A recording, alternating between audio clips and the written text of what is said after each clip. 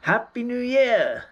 My first visual novel of 2025 is Foul Play, a gritty crime drama about a detective trying to track down a killer while also struggling with her own personal baggage. There must be 1,000 films with the same basic theme. Our protagonist is a straight-laced detective, young and pretty and with unfeasibly large boobs. She is also something of a sub, so it's fortunate that both of her love interests are doms. The first of these is her boss, Cynthia, who is pushy, aggressive and drinks too much. The second is Winter. Our detective meets Winter in a bar where they get drunk together. Winter is glamorous, sexy, rebellious, and I'm sure it will come as no surprise, is also the killer that they have been hunting. Winter gives our hero a lift home on her motorbike, despite being drunk, speeding recklessly through the dark streets. This is a major red flag in my opinion. Drunk drivers are best avoided. Assuming you can avoid them, they might not avoid you.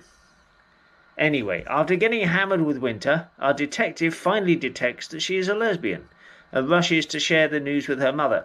Her mother is not too happy with this turn of events, so our newly outed detective has to decide between her boss or the murderess she is supposed to be hunting.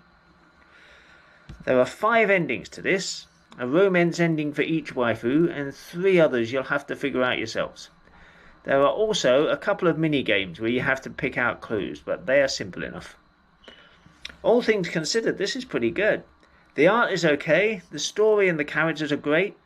There's a little animation of the blinking and twitching variety, but no voice acting. A playthrough takes about 4 or 5 hours, and the various endings give you an extra couple of hours of alternative scenes. There's a fair amount of content here. There is an adult patch on Steam which is free, just as well because it isn't worth paying for.